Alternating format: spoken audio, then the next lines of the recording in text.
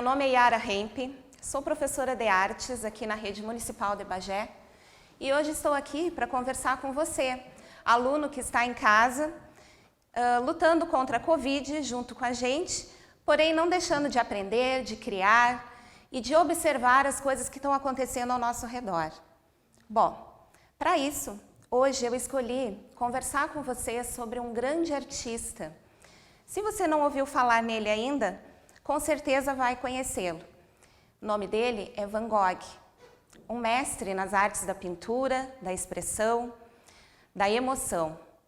Van Gogh viveu apenas 37 anos de idade, faleceu no ano de 1890, mas a sua obra é imortal, nos fascina até hoje. Eu gostaria de apresentar para vocês esse artista e propor um trabalho de observação, de sentimento e de expressão. Essa expressão que eu falo é você sentir o que está acontecendo e mostrar através de desenho, pintura, linhas, formas, manchas de cor. Assim como Van Gogh fazia, você pode colocar isso no papel. Observe, olhe, sinta. Estamos num momento delicado. Porém, nada impede que a gente seja uma pessoa para cima, que tenha um olhar que vai trazer alegria, que vai trazer cor, que vai trazer emoção no dia a dia. Bom, Van Gogh era muito sensível. Ele observava pessoas, observava a natureza, tudo que tinha ao redor. Talvez esse tenha sido o grande desafio de vida dele. Como transformar tudo que ficava ali borbulhando na cabeça dele em arte. Como transformar isso em cor, em pinceladas. Eu tenho algumas mensagens que a obra do Van Gogh mostra. Por exemplo, cor. A cor, se você observar na natureza, em dias nublados, a cor ela está mais ofuscada, menos viva. Mas em dias de sol, essa cor vibra, ela é viva, ela nos deixa feliz, nos deixa estimulado a sair para a rua, a passear, a ver pessoas, conversar. Nos dias de chuva, qual é a emoção que isso vem? Será que a gente fica triste? Não precisa. Dentro de casa, num dia de chuva, pode ter muita alegria também. Tudo depende de como a gente encara, de como a gente vê a vida. Então, eu gostaria que vocês vissem a vida um pouquinho como Van Gogh via. E transformasse essas emoções, essas paisagens que a gente vê de dentro de casa, transformassem elas em desenho, em pintura. Eu vou mostrar algumas obras do artista para você. Observe nessas obras as cores, o jeito que ele pintava. Isso se chama a técnica, né? Que técnica que o Van Gogh usava, tão característica dele. Vocês vão ver que na hora de pintar, ele não pintava como a gente normalmente pinta com lápis de cor, preenchendo os espaços do desenho. Ele ia com força, ele ia com vontade de mostrar ali camadas de tinta. Tinha emoção na pincelada, emoção no desenho. Então, esse é o desafio para você. Observar alguma cena, ou dentro de casa, um objeto, uma pessoa, observar da janela, observar do seu pátio. O que você vê ao redor? O céu, algum campo, uma praça, de longe, né? Não podemos sair de casa. Mas é possível a gente enxergar o que tem ao redor, no nosso horizonte de dentro de casa. Depois que você observar essa paisagem, tente desenhá-la, pequenos esboços, né? E ali, na hora de pintar, é que você vai se revelar. Vai revelar o dom de conseguir desenhar e pintar de uma forma diferenciada. Vamos tentar? Vamos arriscar? Eu tenho aqui uma imagem que eu fiz para vocês, mostrando um pouquinho de como seria esse passo a passo, tá? Primeiro, eu imaginei o quê? Uma cena de um dia, pôr do sol. Pôr do sol fica colorido, não fica? Quem já observou o pôr do sol à tardinha, né? O céu fica nos tons de laranja, amarelo, às vezes rosado, um pouquinho de lilás. Então, eu comecei aqui pintando com umas pinceladas suaves o meu pôr do sol. Depois do pôr do sol, que muito me encanta, eu imaginei um campo, árvores, o sol indo embora, o campinho aqui.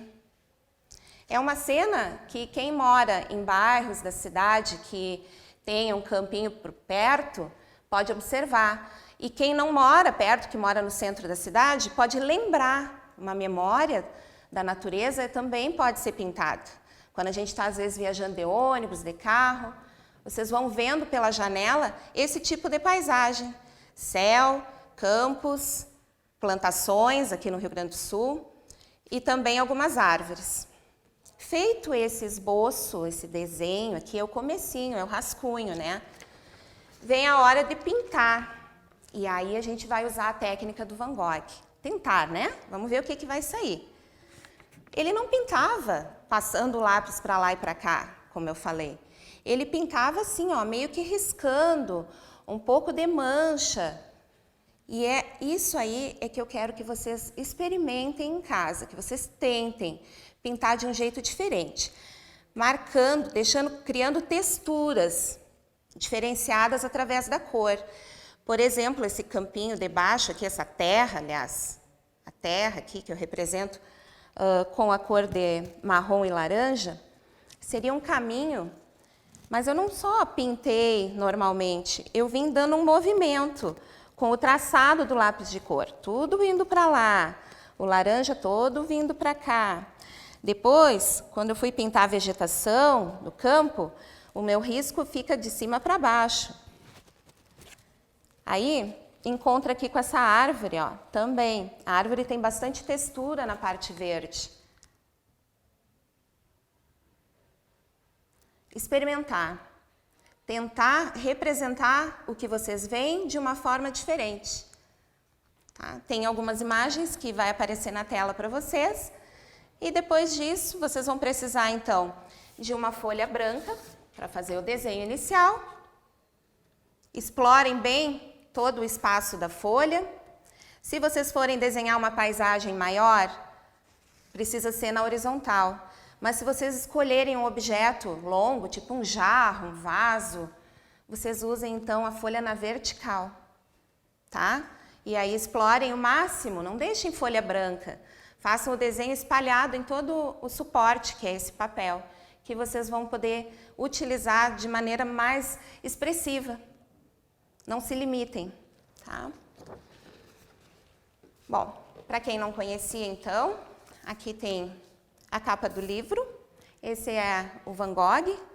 Espero que vocês tenham gostado desse artista, que vocês se divirtam, que espareçam um pouco durante a quarentena, vivenciando e tentando se expressar através da arte. Até a próxima!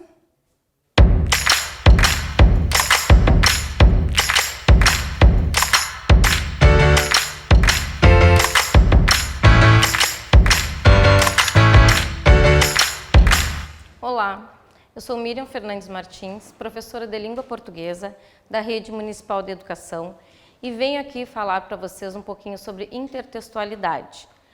Como tema dessa aula, temos intertextualidade quando os textos conversam entre si. Como assim, professor, os textos conversam entre si? Sim, os textos eles podem fazer referência a outros textos já pré-existentes, de forma implícita ou explícita. Vejamos aqui um exemplo. Nesse anúncio do leite condensado Moça, a gente tem um exemplo claro de intertextualidade implícita. Implícito é aquilo que não está expresso de forma clara. Por que esse é um exemplo de intertextualidade implícita? Porque nesse anúncio, quem projetou esse anúncio, né, quem produziu o anúncio, ele pensou, ele utilizou a letra de uma música da cantora Rita Lee, Meu bem, você me dá água na boca. Por que a gente fala que isso aí é uma intertextualidade implícita? Porque não é de conhecimento geral essa música. Nem todo mundo conhece a cantora e nem todo mundo conhece a música, essa música. Então, assim, ó, nesse caso, para o anúncio cumprir seu papel, as pessoas devem ter conhecimento prévio do que o autor, do que o produtor, né, do anúncio quis dizer com isso. Já no outro anúncio, que é esse aqui, ó, da horta de elite, nós temos um exemplo de intertextualidade explícita. Por que nesse caso, né, mesmo sendo anúncio, nós temos uma intertextualidade explícita? Porque explícito, para começar, né, já está aqui, ó, é aquilo que é claro, compreensível, cristalino. E nesse anúncio, ele faz referência a um filme que muita gente já viu, né? Ele passou na TV várias vezes, então assim, ó, várias pessoas têm conhecimento desse texto. Então é mais fácil fazer esta referência entre este anúncio do que o outro anúncio.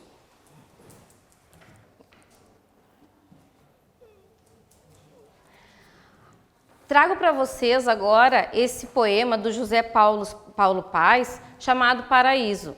Nós vamos ver assim, ó, que nesse anúncio, que nesse poema, nós temos um exemplo claro de intertextualidade. Ele foi escrito fazendo referência a uma quadrinha muito conhecida por todos nós. O título dele é Paraíso. Se esta rua fosse minha, eu mandava ladrilhar. Não para automóvel matar gente, mas para a criança brincar. Se essa mata fosse minha, eu não deixava derrubar. Se cortarem todas as árvores, onde é que os pássaros vão morar? Se este rio fosse meu, eu não deixava poluir. Joguem esgoto noutra parte, que os peixes moram aqui. Se este mundo fosse meu, eu fazia tantas mudanças que ele seria um paraíso de bichos, plantas e crianças. Quando se faz a leitura desse texto, já se remete automaticamente a um texto pré-existente, que nós veremos ele agora aqui. Ele faz referência a esse texto, que é uma quadrinha, né, de cultura oral. Se essa rua fosse minha, cantigas de roda, né, como brincávamos antigamente. Ó. Se essa rua fosse minha, eu mandava ladrilhar, com pedrinhas de brilhantes, para o meu amor passar. Nessa rua tem um bosque, que se chama solidão. Dentro dele mora um anjo, que roubou meu coração. Então, esses dois textos, tanto o poema Paraíso quanto a quadrinha Se Essa Rua Fosse Minha, eles têm uma relação direta entre eles. Isso é intertextualidade. Qual é a importância da intertextualidade, então, na vida de vocês, para as interpretações de texto?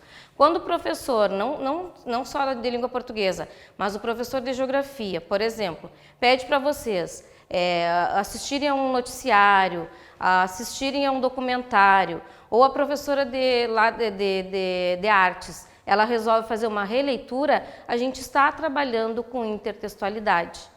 E digo mais uma vez que, quanto mais